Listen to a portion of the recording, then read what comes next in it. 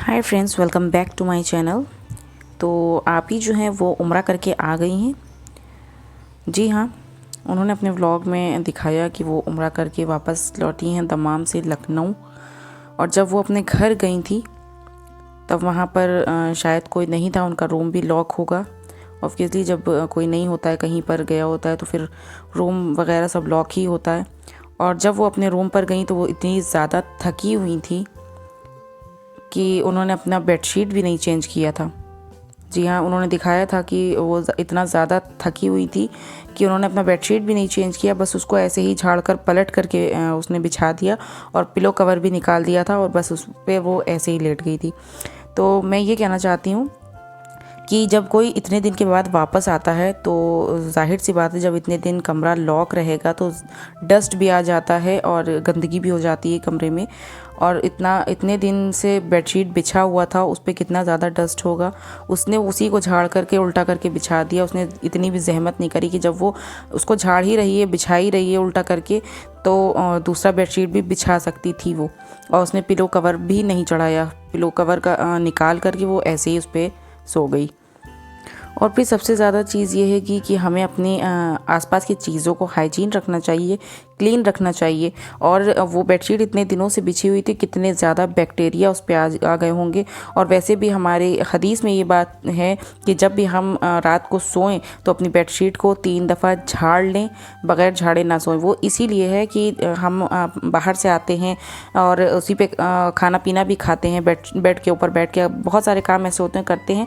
तो जो बेडशीट होती है वो इतनी ज़्यादा गंदी हो जाती है, उस पर इतने बैक्टीरिया हो जाते हैं। तो इसलिए हमें 3 से 4 दिन पे बेडशीट चेंज भी कर देनी चाहिए। और उसके अलावा उसे हमेशा जब भी बैठें उसके ऊपर या हम लेटें तो उसको जो है हमेशा से झाड़ लें, 3 दफ़ा झाड़ लें। तो जब आप इतने दिनों के बाद वापस आई थी तो आपको चाहिए था कि बेडशीट को चेंज ही कर लेती, लेकिन कोई बात नहीं। यही होता है कि हमारे घर में अगर इस तरह के कोई काम करता है तो उसे हम फुहड़ कहते हैं। इस लड़की को कुछ नहीं आता है। तो चलिए कोई बात नहीं, इनको तो शायद आदत है अनहाइजीनिक चीज़ें करने की। और दूसरी चीज़ ये थी कि मैंने पिछला व्लॉग बनाया था, पिछली वीडियो में जो रिएक्ट कर रहा था वो हिजाब और अबाया को लेकर था। कि मैंने आपसे मतलब ये बताई थी कि मैंने जो इसके उम्रा वाले व्लॉग देखे थे वहाँ पर कभी अबाया पहनती थी और कभी किसी व्लॉग पर मतलब कभी कहीं पर जाती थी तो नहीं पहनती थी। लेकिन एक चीज़ मैंने यहाँ पर नोट करी कि अभी उम्रा के बाद जब वो घर वापस आई है, घर से बाहर निकली है तो वो अबाया में निकली है। तो ये चीज़ मैंने ये जो नोट की तो वो मुझे ठीक लगी।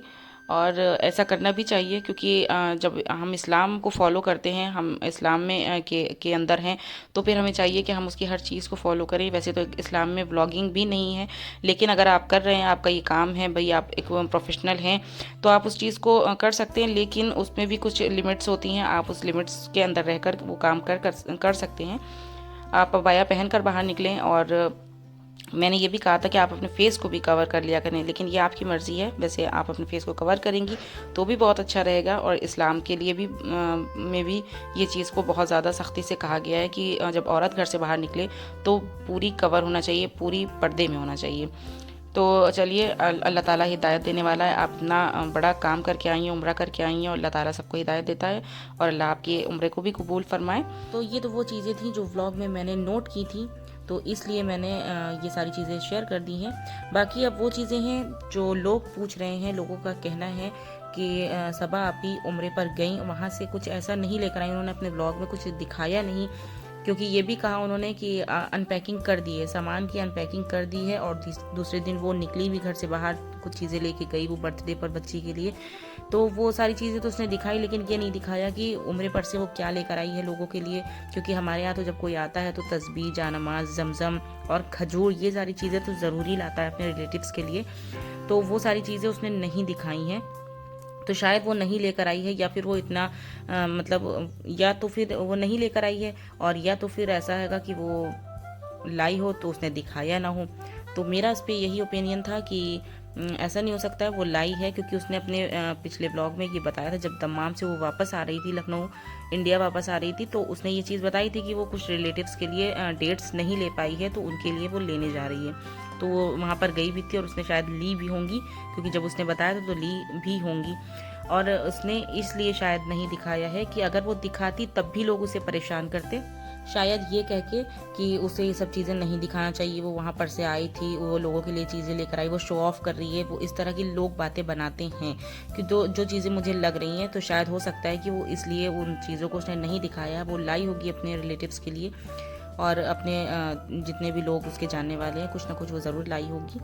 तो ये चीज़ जो मुझे मतलब लग रही है कि शायद इसीलिए उसने अनपैकिंग की वीडियो भी नहीं दिखाई और जो चीज़ें वो लेकर आई थी वो सारी चीज़ें भी नहीं दिखाई, क्योंकि लोगों को ना किसी बल चैन नहीं होता है। अगर वो दिखाती तो भी उसे उसके ऊपर बातें सुनने को मिलती, और उसने नहीं दिखाई तो भी वो लोग कह रहे हैं कि हाँ इतना कमाती है और किसी के लिए कुछ लेकर नहीं आई।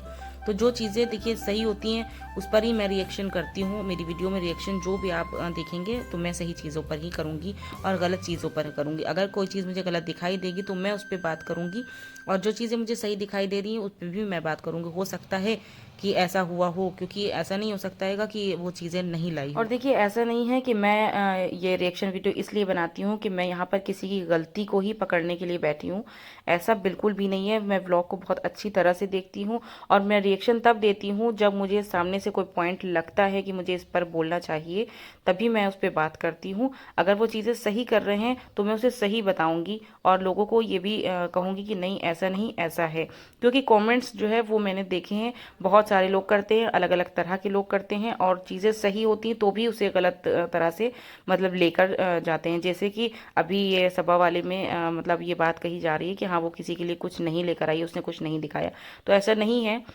वो चीज़ें लेकर आई होगी और अगर उसने नहीं दिखाया तो वो उसकी प्राइवेसी है और उसकी मर्जी है, क्योंकि अगर वो लेकर आती तो भी शायद लोग उसे यही कहते कि हाँ वो शो ऑफ कर रही है, उम्रा करके आई है, उसके बावजूद भी वो चीज़ों को दिखा रही है कि देखो मैं अपने रिश्तेदारों के लिए क्या क्या लेकर आई हूँ।